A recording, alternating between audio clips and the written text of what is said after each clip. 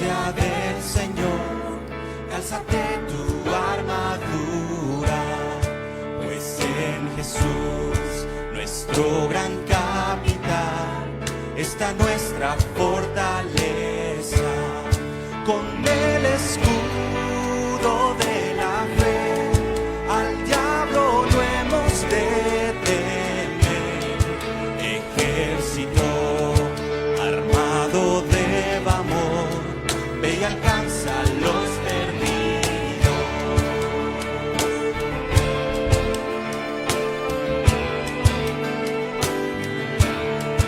Es tu misión al mundo alcanzar y enfrentar al enemigo con fe y valor.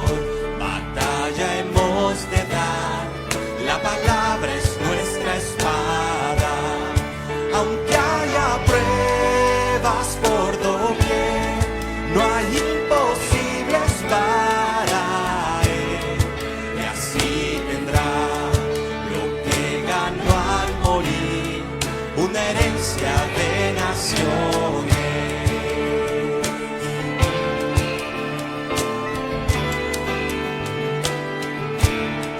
Y allí en la cruz de amor y compasión, vemos a Cristo asolado, mas aplastados yacen ya los pies del Señor sus enemigos. Conquistador se levantó, es Cristo quien resucitó. Se cantará su triunfo hasta que todo ojo pueda verlo.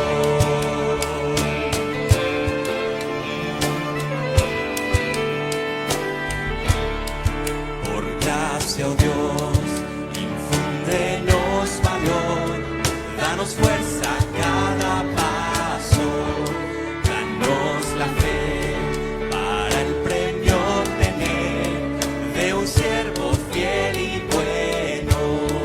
Las voces de quienes ayer confiaron en tu provisión, aliento son en nuestro caminar hasta estar con Él en gloria. Las voces de quienes ayer confiaron en tu provisión, aliento son en nuestro caminar hasta estar con Él en gloria. Saben, ahora Juan es uno de los discípulos, el Señor es el que está guiándolo como maestro.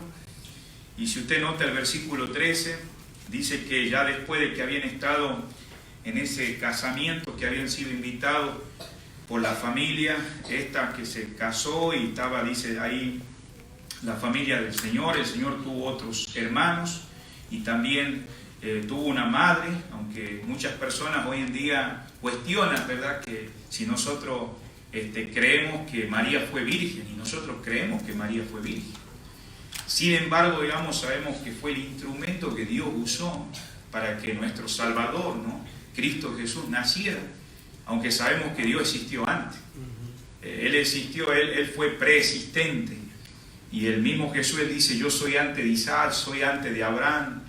O sea, Él es el creador del mundo. ¿Sí? Pero Dios tuvo que nacer y hacerse hombre, y nacer, y usó como instrumento a María. Entonces María, después de su unión física con José, después de que ya pudieron consumar el matrimonio anterior a eso, dice que el Espíritu Santo vino a María. Y lo que concibió María no fue, digamos, por la unión de José, sino por el Espíritu Santo. En otras palabras, el Señor fue santo, puro, sin pecado. Fue tentado como todos nosotros pasamos, porque Él se hizo carne como nosotros, pero sin pecado. Él es el Dios hecho hombre para cumplir ese propósito. Pero no solamente eso, sino que vemos más adelante que María también tenía hermanos. María tenía hijos, y esos hijos eran los medio hermanos del Señor Jesús. Ahora, no al principio todos creyeron ellos, porque sabemos que algunos se escandalizaban, pero más adelante el Señor Jesús, digamos, tuvo entre los hermanos de carne de él, dos de ellos, uno de ellos fue apóstol y el otro fue un hombre prominente en la iglesia de Jerusalén. Uno de ellos fue Judas. Hay que tener en cuenta eso porque a veces hay gente que piensa de Judas Iscarioto. En la Biblia habla de varios Judas, pero Judas, digamos, es el medio hermano del Señor, por la unión de José y de María. Él fue, y es interesante, ¿no? Cuando usted comienza a leer la carta de Judas, él no se dice, bueno, yo soy apóstol. No dice, soy siervo de Jesucristo. ¿Sí? En otras palabras, digamos, más allá de que él pueda ser el medio hermano, no dice, bueno, por ser medio hermano, tengo privilegio, escúcheme por favor. No, él se considera un siervo, un esclavo de Cristo. Pero antes de ser esclavo, es un hijo de Dios, un seguidor de Cristo. Y Dios le da el privilegio de ser uno de los apóstoles, Judas, ¿no? Pero también Santiago, ustedes han leído la carta de Santiago. Santiago, digamos, también es el medio hermano del Señor por la unión física de José y de María. Pero Santiago tiene otro nombre, y ese otro nombre se llama Jacobo.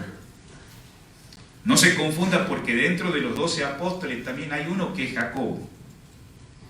Y es interesante que Jacobo en el libro de Hechos, Herodes lo mata. Y al rato en el capítulo 15 aparece Jacobo y dice, bueno, ¿qué pasó? Se contradice, que resucitó. No resucitó. Lo que pasa es que al que mataron fue a Jacobo, el apóstol, no el medio hermano del Señor. Y todo esto lo digo para que nosotros entendamos el trasfondo de que muchos de esos hermanos de Cristo al principio rechazaban al Señor, pero gracias a Dios que después se convirtieron porque escucharon ese llamado que el Señor decía, arrepentíos porque el reino de los cielos se ha acercado. ¿Y quién es el rey? Es Cristo. Cristo Jesús es el rey.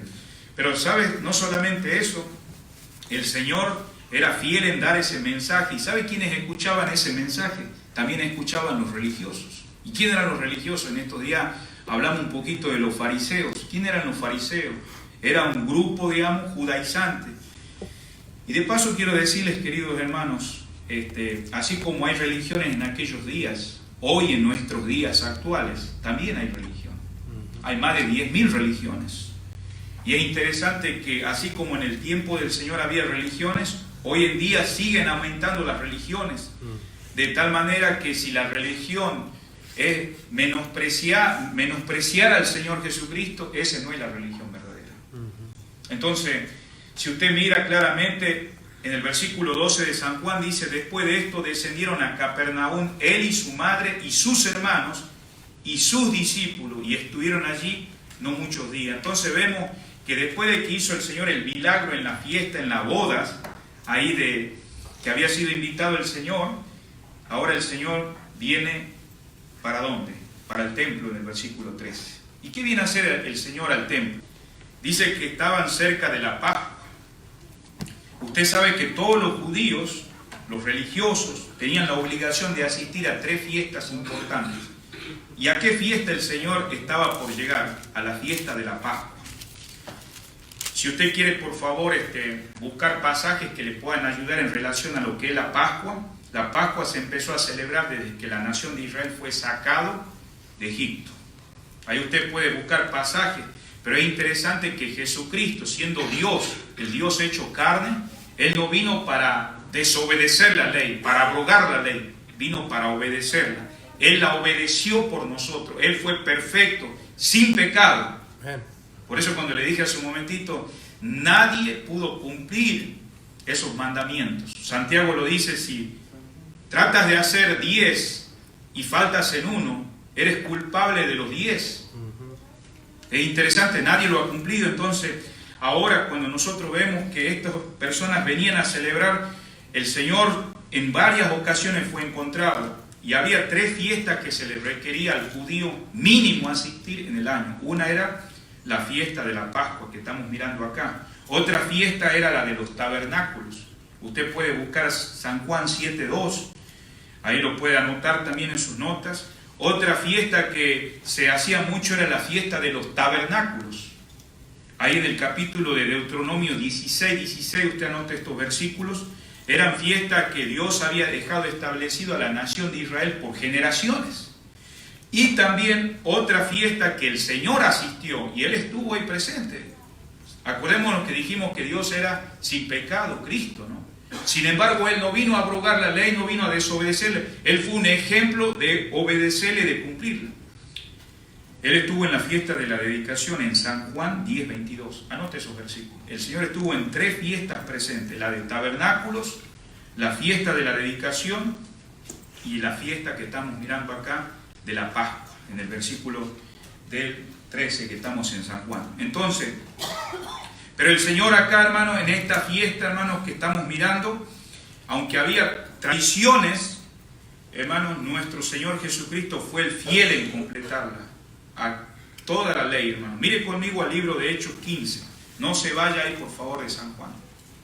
Hechos capítulo 15.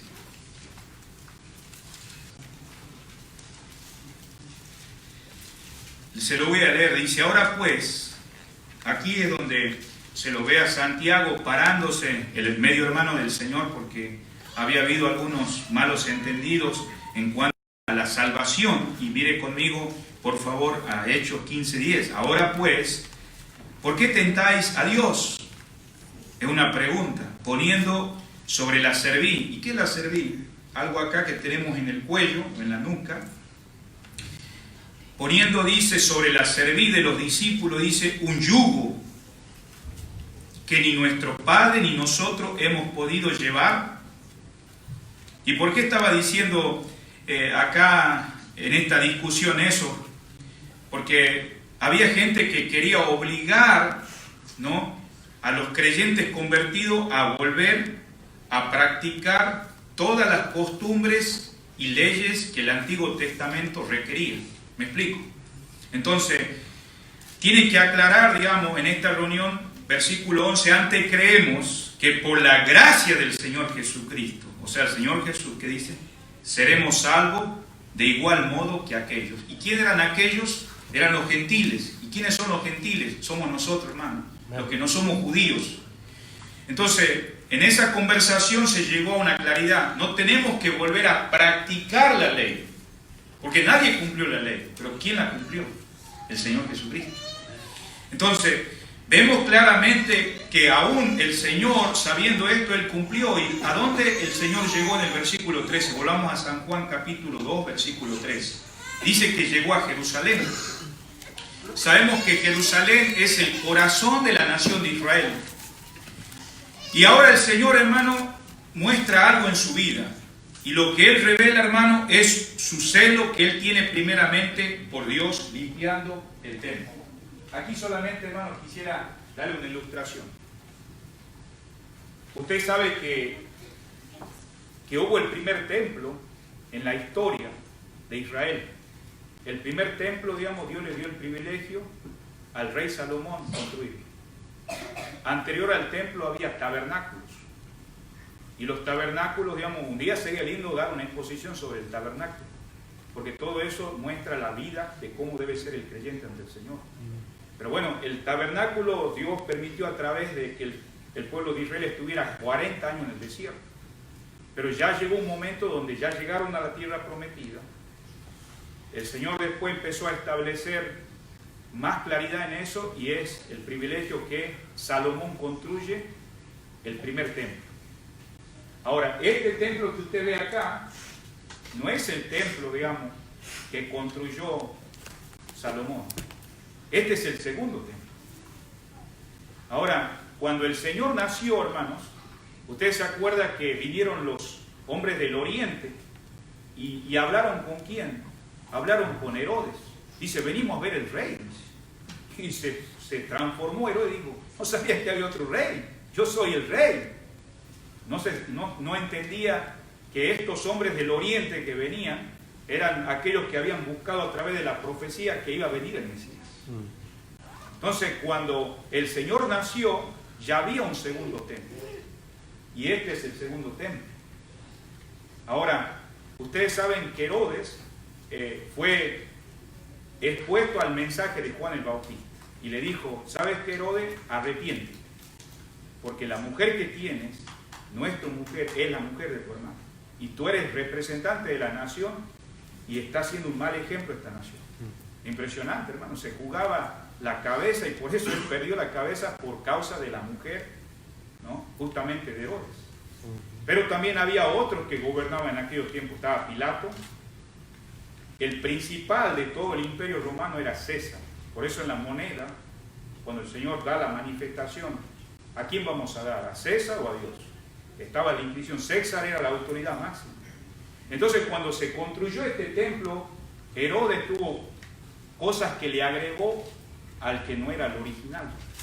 Entonces usted sabe que cuando se agregan cosas, no se mantiene el original.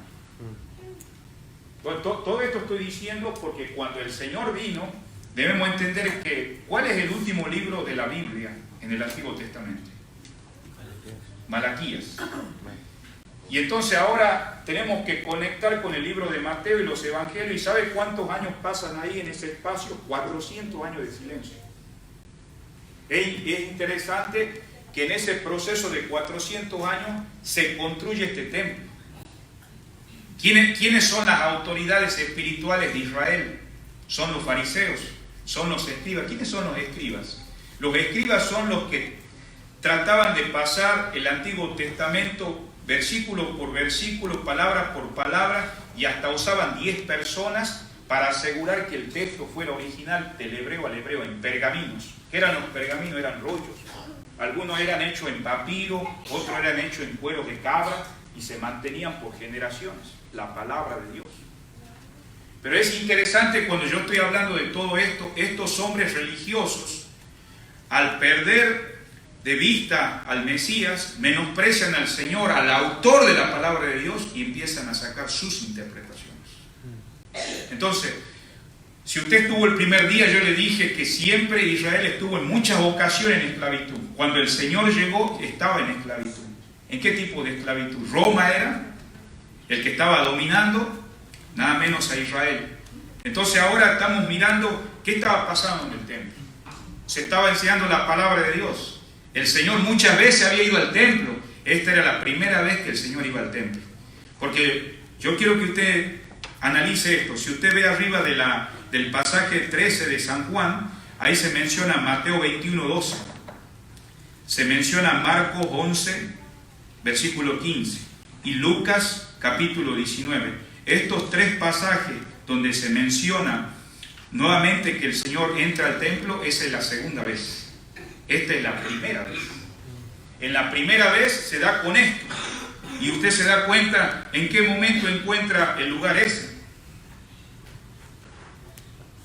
Mire lo que está pasando acá. Voy a señalar algo interesante acá.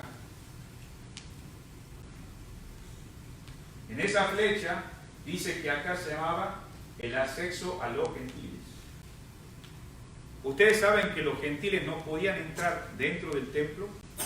Eran considerados los perros. O sea, en otras palabras, nosotros los gentiles no podíamos entrar al templo, eran solamente los judíos. Entonces los judíos tenían ramas de fariseos, saduceos, estaban los escribas que abrían los pergaminos, estaban los maestros que eran intérpretes, pero ¿a quién rechazaban? A Cristo. Entonces ellos, habían cosas que habían hecho, y si usted ve la flecha marcada ahí, esa orilla es los atrios. ¿Se acuerda que el rey David dijo, prefiero un día en tus atrios que 1000 fuera de ellos? ¿Uno qué se imagina que son atrios? Bueno, los atrios son columnas. Justamente esas columnas eran las orillas que nosotros vemos en la flecha. Y ese lugar le llamaban el acceso a los gentiles. En sí el templo, digamos, estamos hablando de este es el templo. O sea que ellos no llegaban ni siquiera llegaba a las orillas del templo. Ellos estaban muy alejados. Entonces cuando el Señor llega a esa escena, llega a este lugar, a esta parte del templo. Él no está acá todavía dentro.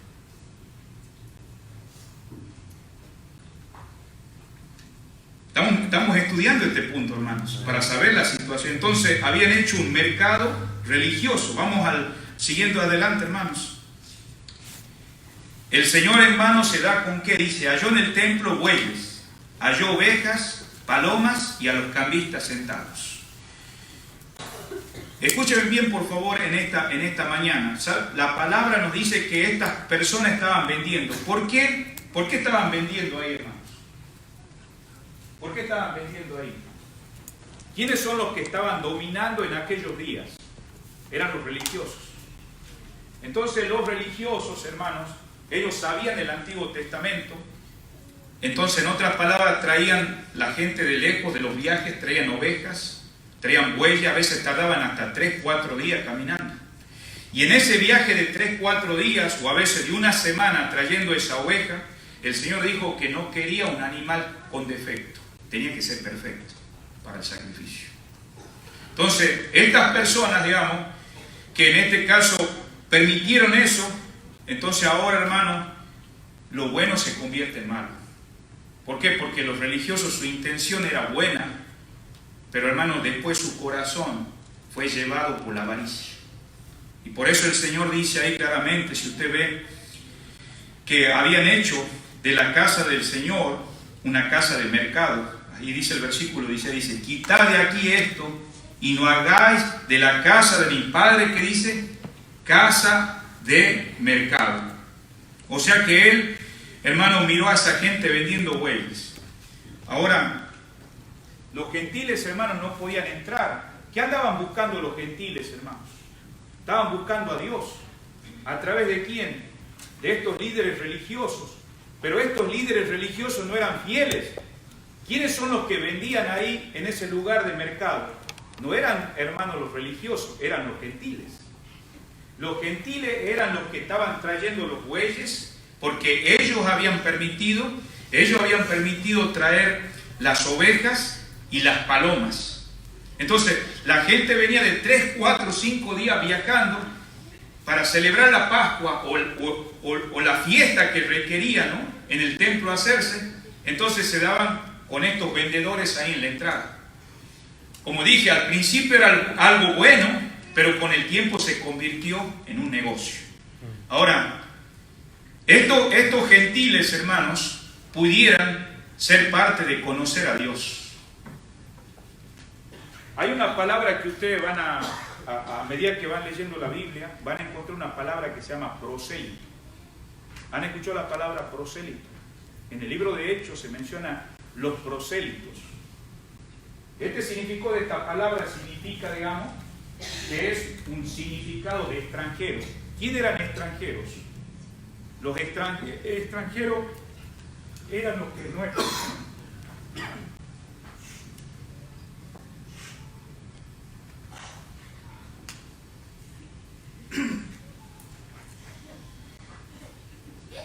No sé si llegamos a distinguir, hermanos.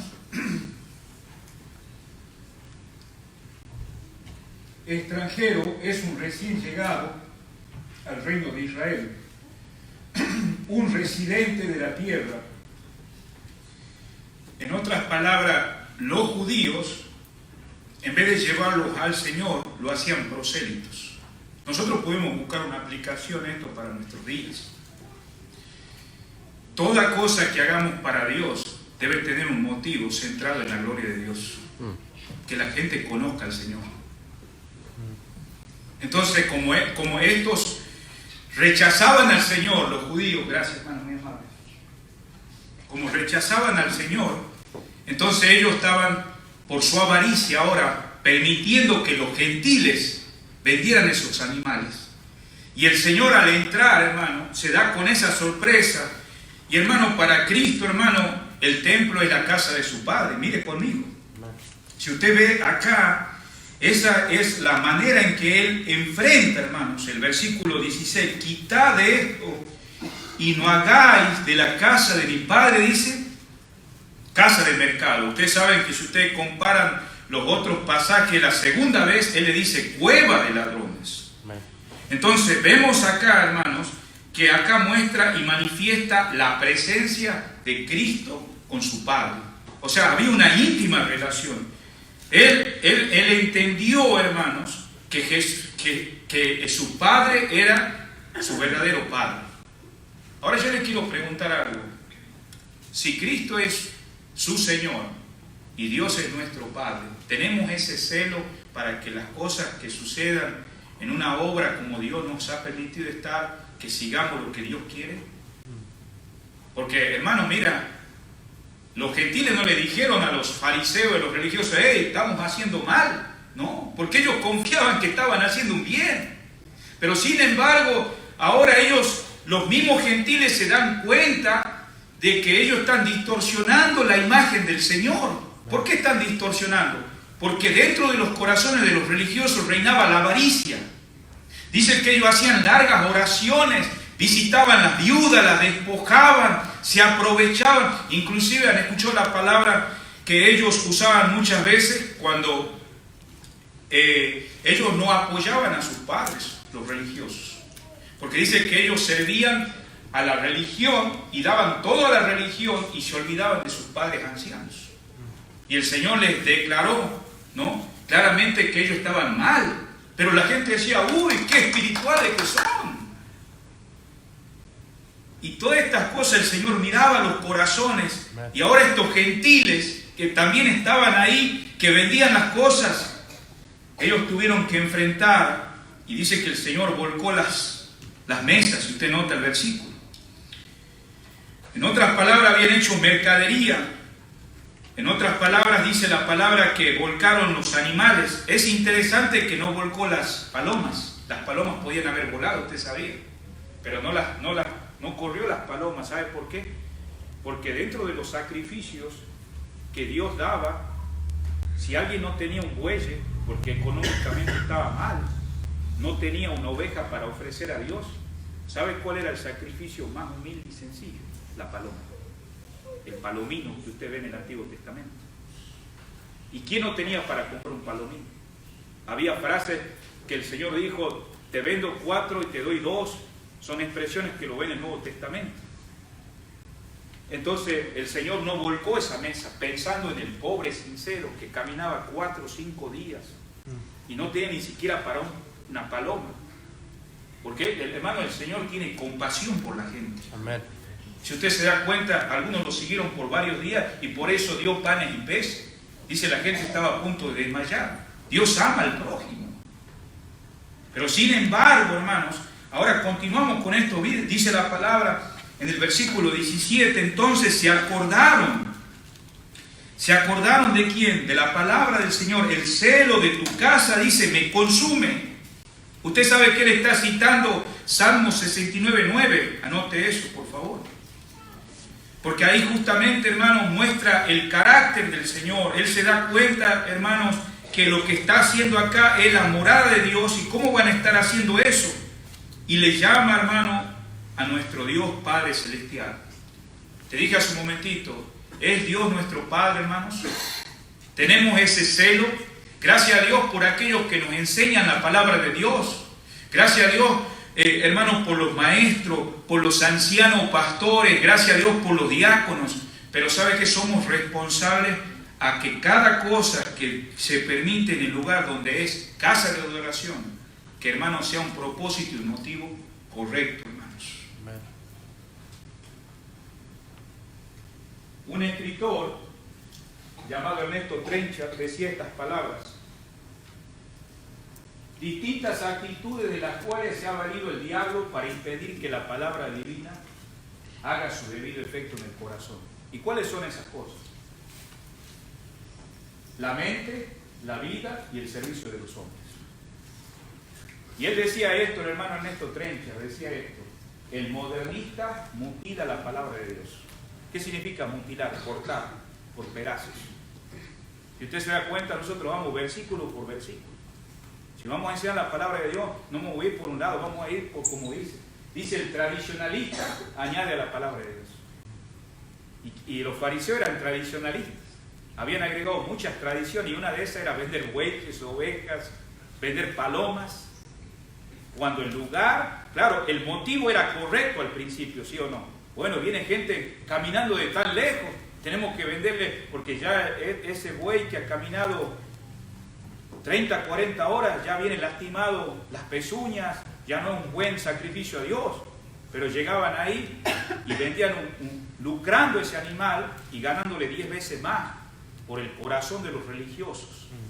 ¿Me explico? Entonces, El perezoso ignora la palabra de Dios. Y el ignorante tuerce la palabra de Dios. Seamos fieles a la palabra del Señor, hermanos. Por eso los discípulos se dieron cuenta, hermano, cómo el Señor reaccionó. Dijo, el celo de la casa, ¿qué dice? Me consume. Es interesante, hermano, que en el versículo 18, ¿quiénes le preguntaron al Señor algo? Le dijeron, ¿qué señal haces? Ahora, hay algo interesante, queridos hermanos y amigos. El Señor nunca responde a alguien que no quiere aprender. El Señor no responde a alguien que no tiene fe. Porque el Señor mira los corazones. Él no le dijo, te voy a mostrar que yo soy Dios. Si tú has visto en este momento que todo lo que tuve que hacer, porque ustedes no tienen la autoridad, ustedes dicen que están en la palabra de Dios y no son fieles, mira lo que tuve que hacer. Tuve que sacar a todos los animales porque se ha perdido la imagen del Señor. Aún los gentiles que no conocen a Dios no pueden llegar a conocer a Dios por su manera de vivir. Por eso podemos decir, una cosa podemos ser en el templo y otra cosa en la vida diaria. Amén. ¿Sí? Entonces es lo que estaba sucediendo en ese momento. Y dice la palabra del Señor, ¿qué señal nos muestra?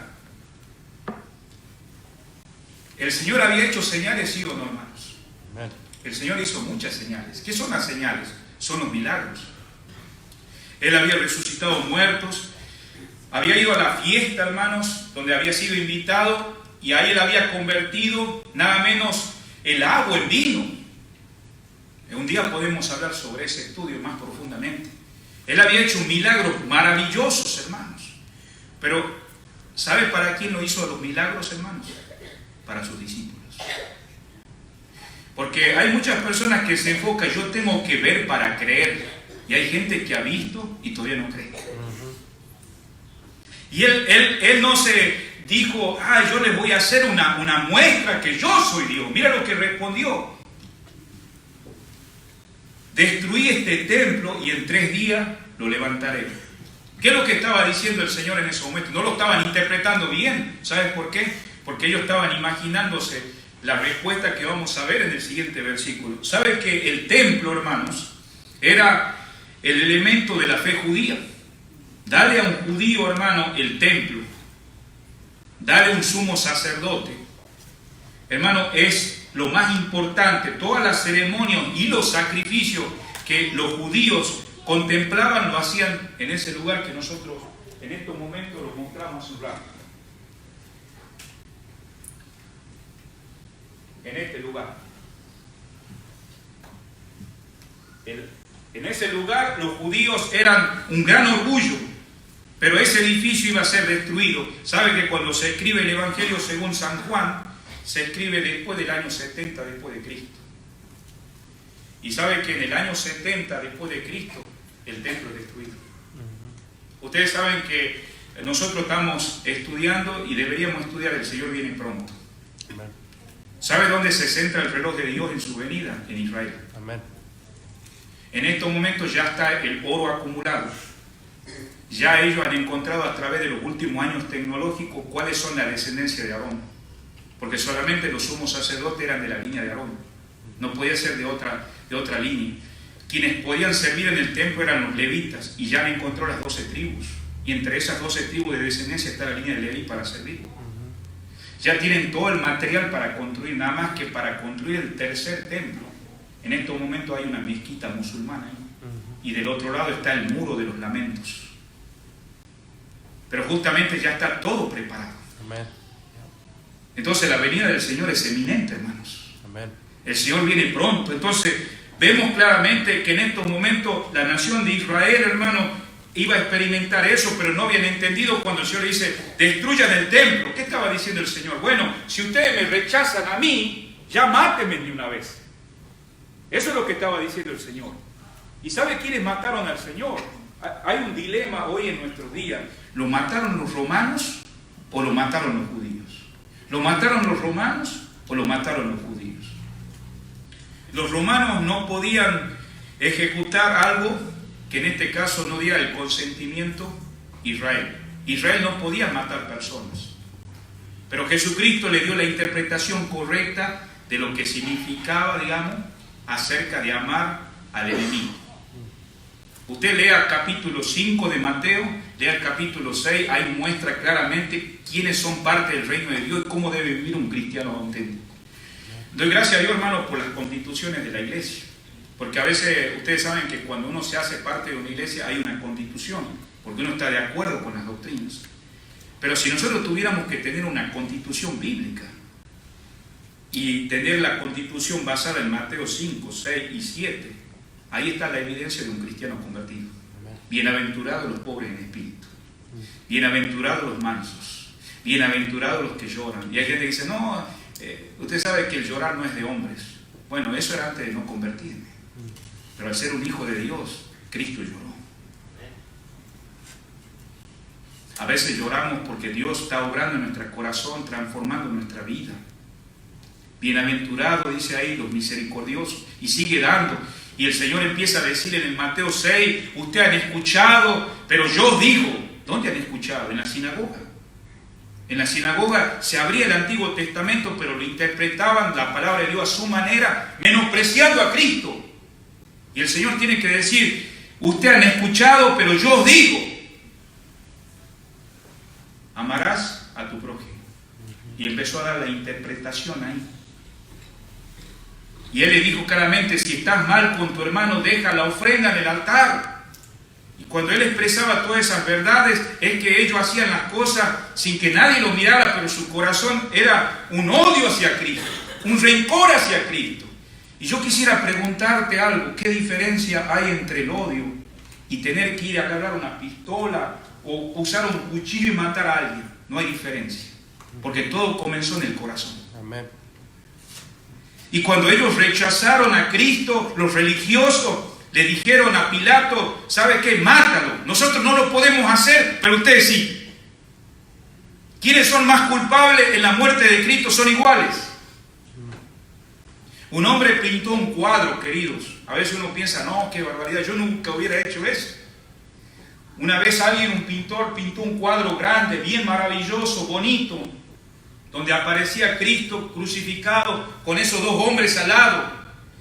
Y en esa imagen, en esa foto, aparecían gente así, mátenlo, crucifíquelo, gente con rostros enojados, molestos. Y el que había pintado el cuadro, entre todos esos rostros, había nada menos una imagen, pero no con una nariz y un ojo ni una boca, sino sin nada.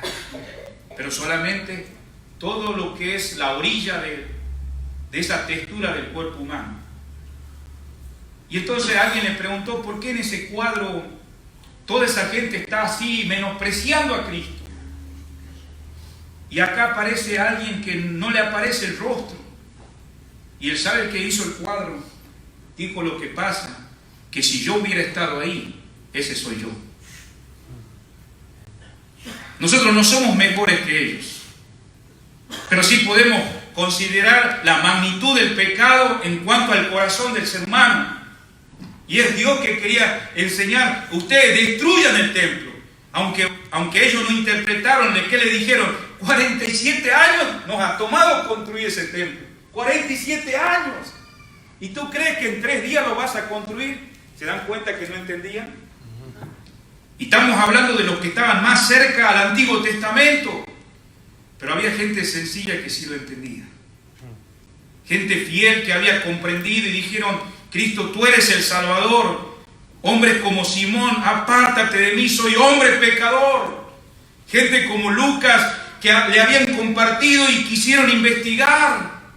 Gente como Andrés que miramos el viernes. O como Natanael, que aún siendo incrédulo, ahí tuvo que creer, tú eres el Cristo. Y sus vendas fueron abiertas. Y ahora pudieron ver el reino de Dios. Pudieron ver a Cristo en su reino. Y las cosas cambian. Pero estas personas no habían entendido. Mas él hablaba, ¿qué dice? De su templo.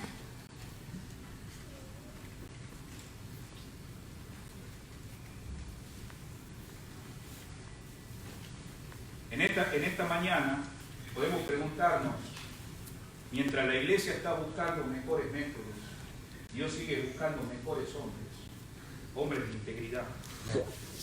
Y eso es lo que no había en aquellos días, los que estaban dirigiendo en esos momentos en el templo. Ahora podemos buscar una aplicación en nuestra vida. ¿Somos los discípulos de Cristo o no somos los discípulos de Cristo? ¿Qué es lo que nos hace ser un discípulo de Cristo, hermanos? Miramos esto, hermanos, este es el templo. Las personas que estaban dirigiendo, hermanos, en ese momento la nación, eran religiosos. Llevaban una doble vida. Y dice acá el hermano Whisper, cuando las personas empiezan a vivir una doble vida, es cuando se meten en problemas. Porque nadie puede servir a dos señores. La hipocresía lleva más y más al engaño hasta que el engañador queda atrapado en su propia mentira. El Señor les tuvo que decir, esta gente son guías de ciego y van a caer en el mismo pozo. Queridos hermanos, ¿usted quiere ser un verdadero discípulo del Señor? ¿Queremos ser verdaderos discípulos del Señor? Mira la reacción de los discípulos. Dice la palabra de Dios en el versículo 21, mas él hablaba del templo de su cuerpo. El Señor, hermano, no le respondió a los otros la señal que él le iba a mostrar. Ya les di señal. ¿Y sabe cuál es la señal? Es la señal del profeta Jonás. ¿Qué hizo el profeta Jonás? Él, hermano, no estuvo en la voluntad de Dios un tiempo, se apartó. Qué maravilloso Dios. Dios tenía preparado un pescado en medio de que él no estaba haciendo lo correcto, pero estuvo 3 días dentro del pescado. Y se arrepintió. Usted puede leer el libro de Jonás. Y después de 3 días, el pescado lo escupió. Y él dice, ¿sabes qué? El Hijo del Hombre ha venido para morir, ser sepultado y al tercer día resucitar. ¿Sabe quién entendieron eso? No los religiosos. Entendieron los verdaderos discípulos.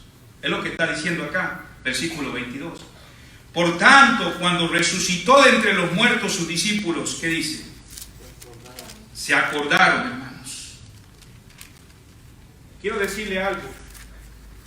¿Somos verdaderos discípulos algunos acá?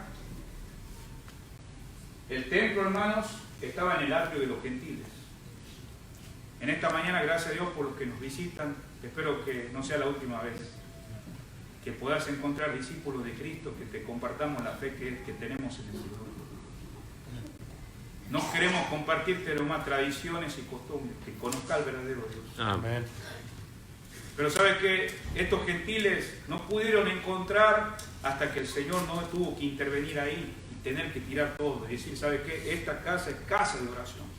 Es casa de proclamación para todas las naciones. El hermano Samuel Pérez Millo decía esto, hermano, la santidad para el creyente en Cristo no es una opción, sino un estilo de vida del creyente. Imitemos a Cristo.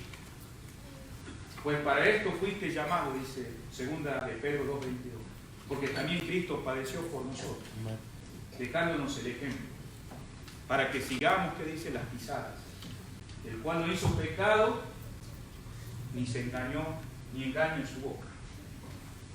Los discípulos, hermanos, sabían que todo lo que el Señor había enseñado, ellos confirmaron la palabra. Mire, volvamos al versículo 22. Cuando Él resucitó de entre los muertos, ¿qué pasó con ellos? Creyeron a la Escritura. Cuando habla acá de que creyeron a la Escritura, ¿a qué Escritura se refiere, hermanos? ¿Qué conocían hasta ese entonces estos discípulos? Conocían desde Génesis hasta Malaquías, el Antiguo Testamento. Pero no solamente dice que creyeron a la Escritura y a la palabra de Jesús. Es claro que no solamente tiene que ver con el Antiguo Testamento, tiene que ver con su palabra.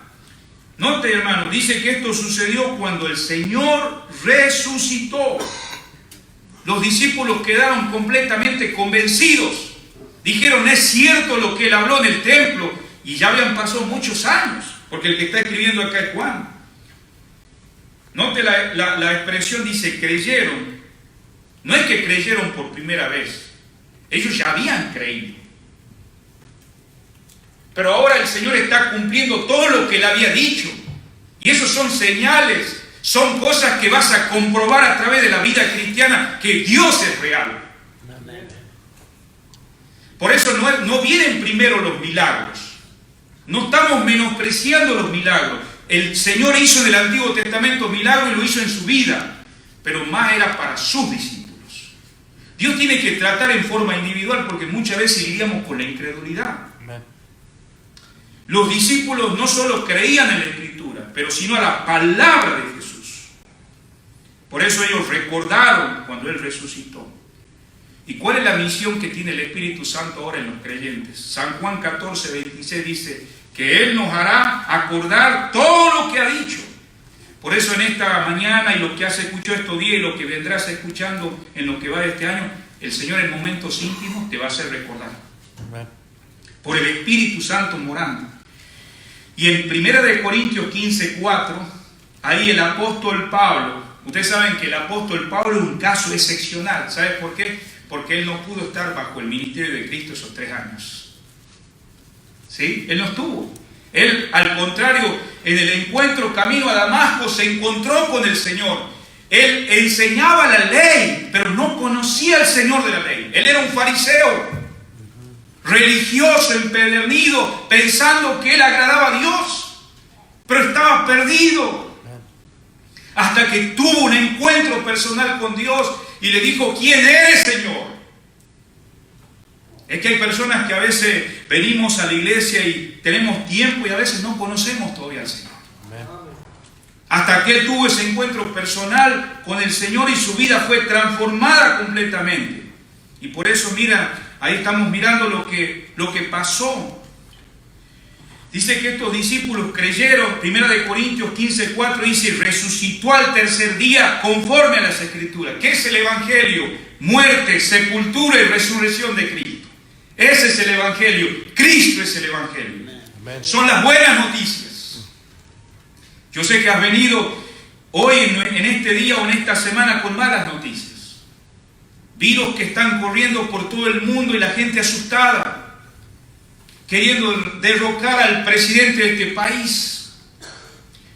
Temblores y terremotos en el mundo. No son buenas noticias. La buena noticia es que Cristo murió, fue sepultado y resucitó al tercer día. Él es nuestra esperanza viva. Amen. Por eso vemos acá que aunque Pablo, él no miró al Señor como los demás discípulos, él pudo ir hasta el tercer cielo y tuvo la experiencia tan maravillosa que el mismo Señor con su persona le enseñó lo que le enseñó también a esos 3 físicamente. Fue un caso especial. Ahora de paso le quiero decir algo. Hoy en día dice: ay, Dios me habló. Bueno, el Señor me habló de esta manera sin ir a la Biblia. Tuve un sueño tanto. Esas cosas ya no existen en nuestros días. Ahora, que puede existir, Dios lo puede permitir. Pero a lo que me refiero es que si va en contra de la palabra de Dios y trae división a lo establecido por Dios, entonces examina si es de Dios eso. ¿Me explico? O sea, Pablo fue un caso excepcional, único. Porque tener un encuentro personal con el Señor y que el Señor le enseñe es algo maravilloso.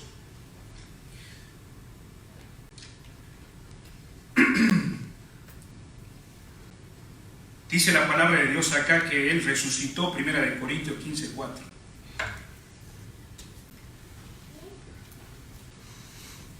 El enemigo quiere, digamos, que nosotros nos dividamos, hermanos. Pero ¿sabes qué? Como cuando te dije que Pablo no dividió a los apóstoles, es porque Pablo, hermano, fue un caso único. ¿Cuántos apóstoles fueron los que hubo? 12. Aunque Judas no fue el verdadero apóstol, pero estuvo entre los 12, ¿no? ¿Quién reemplazó al apóstol número 12? Hay muchos que dicen que piensan que es Pablo. Pero ¿sabe quién fue el que reemplazó a Judas? Matías. Usted lea capítulo 1 de Hechos, dice que hicieron oración, que tenían una costumbre judía, hacer suerte en el Antiguo Testamento, y la suerte cayó sobre Matías. ¿Qué tenían que cumplir para ser apóstoles? Haber visto al Señor, haber estado enseñado por Él y haber sido testigo de su resurrección. Para ser apóstoles. Entonces, ¿sabes qué? Cuando reemplazaron a Judas y ahora es Matías y 12 apóstoles. Pero en el camino, si tú me escuchaste el mensaje, en el capítulo 12 de Hechos, dice que matan a Jacobo. Jacobo era uno de los apóstoles. Entonces vuelven a quedar 11. Pero Dios ya tenía preparado a Pablo. Y Pablo fue enviado a los gentiles. Y Pablo no estuvo los 3 años con Cristo. Ahí da el testimonio en Gálatas 1 de cómo Dios lo había llamado desde el vientre de su madre. Ya tenía un plan, lo capacitó el Señor y lo envió. Pero a pesar de que había 12 apóstoles, Él no causó división, porque el Espíritu Santo no nos hace causar división, nos lleva a la armonía, hermanos.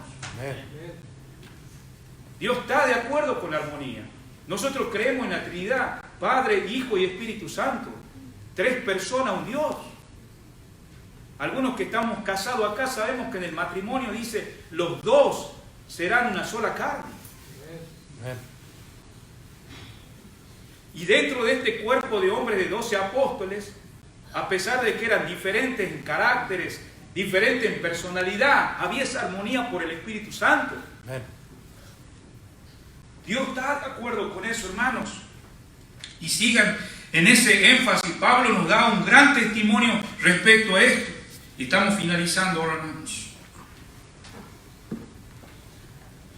El enemigo, hermano, falla en sus ataques desde afuera.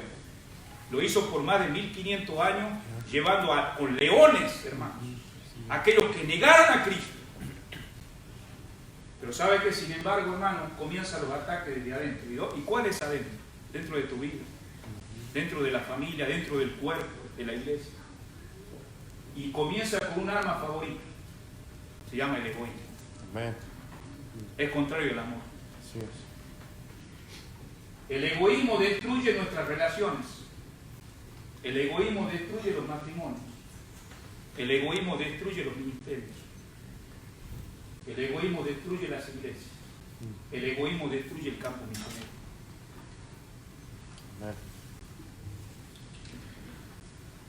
¿Cuántos de ustedes quieren ser discípulos del Señor, hermanos?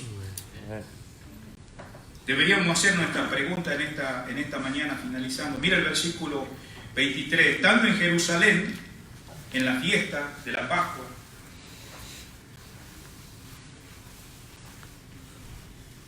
el versículo 22. Estando en Jerusalén en la fiesta de la Pascua, cuando creyeron en su nombre, viendo las señales que hacía. Note la expresión ahí. Dice que muchos creyeron en su nombre. ¿Dónde hizo las señales? Ahí en el templo. ¿Dios está en contra de los milagros? No. Dios hace milagros todavía. Hace señales. Pero, por ejemplo, si se le hace a un incrédulo señal, no significa que va a creer por eso. Pero un discípulo sí. ¿Se acuerda de Tomás? Tomás era un discípulo del Señor. Y el Señor tuvo que mostrarle su mano y decirle, mira, estoy resucitado. Pon tu dedo acá. Y cuando lo puso, ¿qué le dice? Bienaventurados los que no vieron y creyeron. Tomás, sé creyente, no incrédulo. Pero esa prueba para Tomás fue para afirmar su creencia. Pero usted me dirá, hermano, aquí vemos que muchos creyeron. Hermano, observe esto porque estoy finalizando, son cosas claves. Versículo 23 dice, muchos creyeron. Versículo 24 ahora, pero Jesús mismo no se fiaba, ¿qué dice? De ellos. No se fiaba. Usted sabe que estas personas que dicen acá creyeron, la palabra creyeron y fiaban es la misma palabra. ¿Cómo que la misma palabra? Márquenlo con su lápiz. La palabra acá creyeron y la palabra fiaba en el versículo 24 es la misma palabra. Usted dirá, ¿pero por qué? Porque la palabra acá no fue escrita en español. Hermano, la palabra fue escrita en griego. Y para el sentido que tiene acá es diciendo, mira, lo que está diciendo acá el Señor dice, tú creíste como profesión pública delante de todos, pero tú no eres digno de fiar, porque tú no eres un discípulo genuino. Eso es lo que estaba diciendo. ¿Me explico? O sea, mucha gente levanta la mano, acepta a Cristo, hace una oración, pone la mano en la Biblia. No digo que está mal, no me malinterpretes. Pero Dios mira el corazón. En el Evangelio de según San Juan dice que muchos creyeron. Nosotros hemos tenido casos a través de nuestra iglesia, gente que hasta se bautizó más de 15 veces. Ahora entendí. Y esto no tiene nada que ver con cuestionarte tu salvación, examinar tu fe. Hay muchos que se encierran, bueno, es porque yo me he visto, estoy en una buena iglesia, tengo buenos maestros. Pero tú sabes que en tu corazón tú no has hecho una profesión genuina con Dios. Por eso dice ahí que él no se fiaba de ellos porque conocía a todos y no tenía necesidad de que nadie le diese testimonio. En otras palabras, no eran genuinos, no eran verdaderos, no habían creído verdaderamente. Hoy en día pasa lo mismo, porque él sabía lo que había en el hombre. Y usted sabe que al principio yo dije, ¿qué es lo que Dios sabe del hombre? Que el hombre falló y nació en condenación, sabe que está en pecado.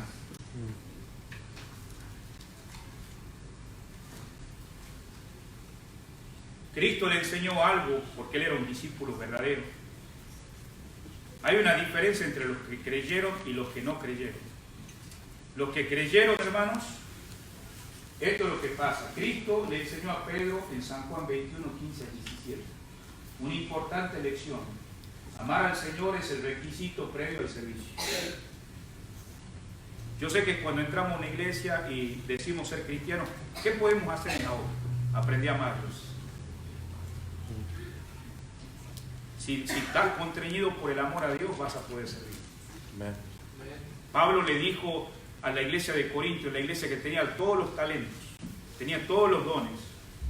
Termina el capítulo 12, antes de entrar al capítulo 13, al capítulo del amor. Yo les muestro un camino aún más excelente. ¿Y saben cuál es el camino más excelente? Amar a Dios. Si amas a Dios, vas a poder amar como Dios ama. Amén. Pedro, hermano, le negó ¿cuántas veces al Señor? Usted escuchó ayer.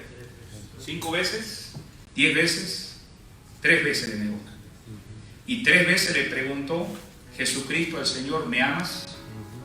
Y hay 3 clases de amor, pero el verdadero amor es el ágape. Está el amor ágape, que es el amor incondicional, el amor filos, el amor familiar entre hermanos y el amor eros en matrimonio. Note algo, cuando el Señor le dice a Pedro en este pasaje, yo le animo a que usted lo lea detenidamente y agarre un diccionario, le dice esto a Pedro, ¿me amas? ¿Me amas? Le dice así, ¿me amas? Él estaba diciendo, el Señor a Pedro, ¿me amas como yo te amo incondicionalmente? Porque el Señor miraba el corazón de Pedro. ¿Y sabe cuál fue la respuesta de Pedro? Señor, tú sabes que te amo. Pero ¿sabe cuando él respondió, sabes que yo te amo? La connotación de amor ahí tiene 3 sentidos. Y él estaba diciendo, sí, yo te amo, pero no como tú me amas. Te amo en mis condiciones. Tuvo que madurar Pedro de ser Simón a llegar a ser Pedro. Me explico, no de la noche a la mañana vas a ser transformado. Todavía Dios está trabajando en tu vida. 3 veces le preguntó a Pedro. La última vez le dijo, Señor, ya me has desnudado mi alma, me has desnudado mi corazón. Tú sabes, yo no te puedo decir como tú me estás diciendo que te ame. Porque tú me descubriste cuando yo te dije esa vez, si yo te puedo servir, nunca te voy a negar. Sé que voy a fallar de vuelta. Ayúdame realmente a depender de ti porque mi amor es condicional. Necesito ese amor incondicional. El verdadero discípulo crece, hermanos. Y por eso, hermanos, vemos que estos discípulos, como dice acá, creyeron a las Escrituras.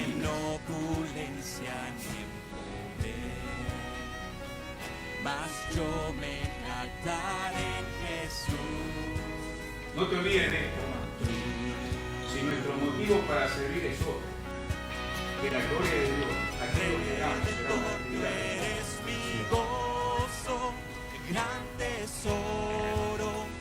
Que Dios nos ayude a ver si somos verdaderos discípulos. Si no somos verdaderos discípulos, no te vayas. Si has creído hoy nomás solamente por las cosas que te dan, el Señor, hermano, dio de comer a 5.000, pero en un momento dado le dijo, ustedes me siguen por la comida. y no por la palabra. Y muchos retrocedieron. Pero los verdaderos escucharon esta palabra. Los verdaderos dijeron: Señor, ¿a quién iremos? Tú tienes palabra de vida.